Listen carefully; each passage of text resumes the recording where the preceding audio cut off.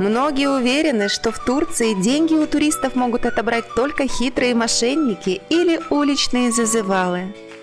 Но статистика и реальный опыт показывают обратное. Чаще всего мы теряем сотни евро абсолютно добровольно и даже не замечаем этого. Всем привет! Вы на канале Gold Travel, и сегодня мы разберем топ-10 скрытых ловушек, на которые почти каждый турист в 2026 году выбрасывает деньги на ветер. В конце видео мы посчитаем общую сумму, и поверьте, финальная цифра вас шокирует. На эти сэкономленные деньги можно купить еще один полноценный тур. И начнем мы с ошибки, которую 80% отдыхающих совершают в первые же 20 минут после приземления. Поехали! И прежде чем начнем, небольшая просьба. Подписывайтесь на канал Go Travel World 360, если любите честные обзоры и полезные советы для путешествий. А для тех, кто хочет помочь каналу развиваться, ссылка есть в описании. Спасибо, что смотрите канал и путешествуете вместе со мной. Ну а теперь посмотрим, на каких ошибках туристы чаще всего теряют деньги в Турции. Вы вышли из зоны получения багажа, в кармане только евро или доллары, а впереди неизвестность. Первая мысль – срочно нужны лиры. Вы подходите к первому же обменнику в терминале, и это ошибка. Курс здесь может отличаться от городского на 5, 10, а иногда и на 15%. Меняя здесь условные 300 евро, вы просто дарите банку от 20 до 45 евро за пару секунд. Совет. Нужны лиры на первое время? Поменяйте в аэропорту максимум 10-20 евро, чтобы хватило на проезд или воду.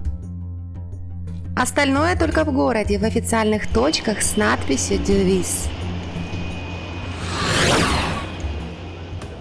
Срочно нужно выложить сторис и написать близким, что долетел. Думает, турист и бежит к ярким стойкам мобильных операторов в аэропорту. Продавцы мило улыбаются и предлагают эксклюзивный туристический пакет за 40, 50 или даже 60 евро. Звучит заманчиво? А теперь переносимся в любой официальный офис того же оператора, но в Сиде, Алании или Анталии точно такой же пакет связи там будет стоить почти в 2 раза дешевле. Переплата на ровном месте еще 25 евро, но связь – это мелочь по сравнению с тем, сколько вы переплатите, если поддадитесь магии первой встречи. О чем я? Пункт номер 8. Знакомая картина. Утро первого дня. Гид в отеле строго говорит, что явка обязательна, ведь нужно активировать ваучеры, а заодно купить экскурсии, потому что только сегодня скидка и только у нас безопасно. Эмоции, доверие к бренду, и вот вы уже отдаете 150 евро за семейную поездку на пиратской яхте. А выйдя за пределы отеля, вы обнаруживаете местное лицензированное агентство, где точно такой же маршрут на такой же яхте и часто в том же самом автобусе стоит 80 евро. Мы не призываем покупать туры у сомнительных личностей, например, на пляже. Ищите агентство с официальной лицензией Tours App и отзывами, например, на TripAdvisor. Сэкономленная сумма на семью около 70-100 евро. Комфорт – это приятно, но турецкое такси для поездок между курортными поселками и торговыми центрами – это финансовая черная дыра. Особенно сейчас, когда цены на бензин выросли, поездка туда-обратно из условного поселка в центр города может обойтись в 30-40 евро. При этом в шаговой доступности всегда есть долмуши, турецкие маршрутки. Они ходят каждые 10 минут, кондиционированные, а проезд стоит копейки. За цену одной поездки на такси вы можете кататься на долмушах всю неделю.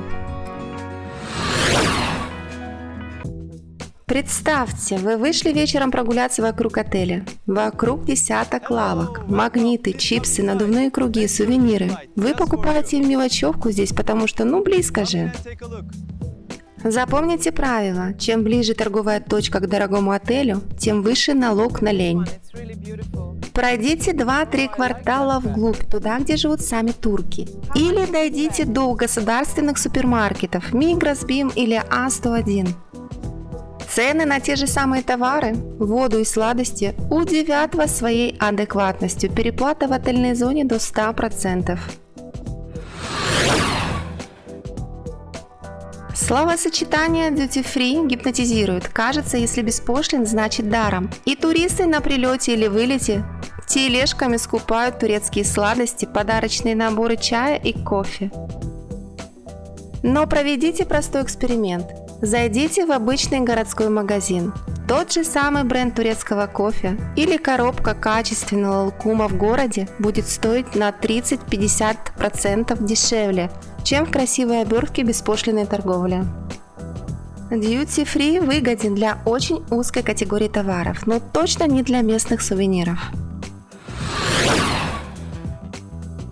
А теперь перейдем к тяжелой артиллерии. Выбор концепции питания. Многие доплачивают солидную сумму за приставку Ultra All Inclusive. Ведь так приятно знать, что импортный алкоголь, мороженое 24/7 и ночной суп включены в стоимость.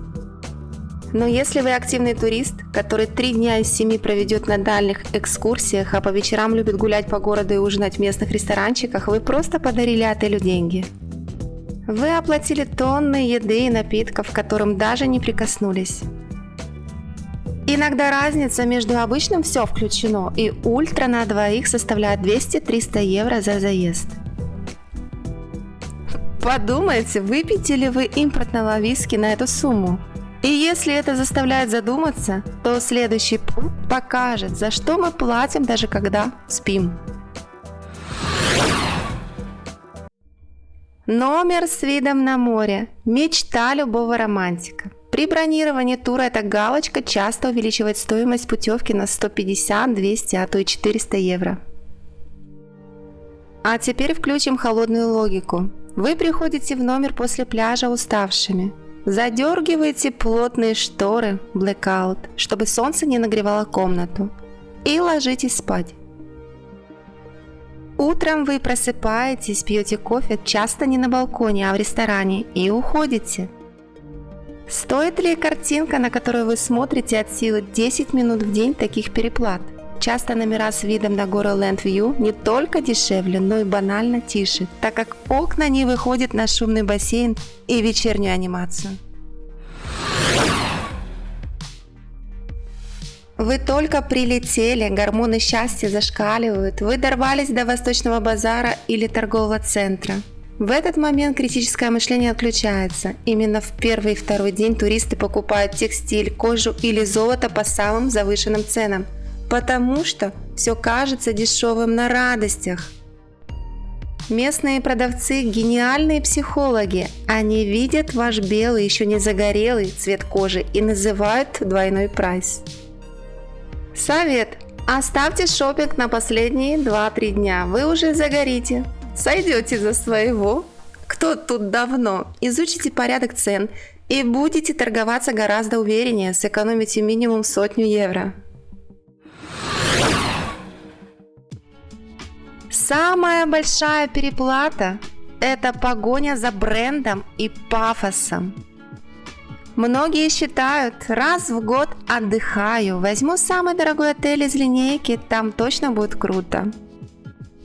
Но в Турции статус премиум или делюкс часто означает лишь то, что в лобби будет больше позолоты, а на входе вам нальют шампанское.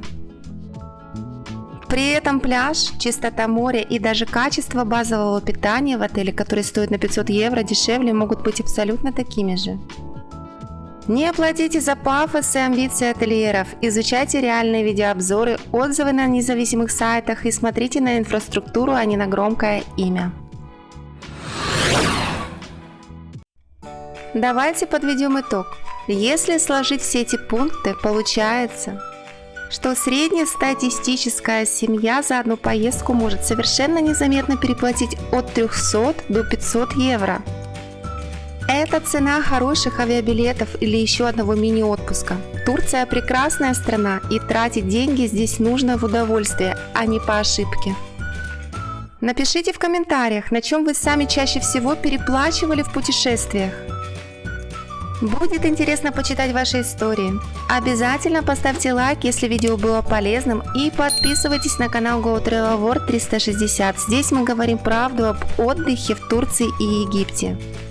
До встречи в новых выпусках, а сейчас пока-пока!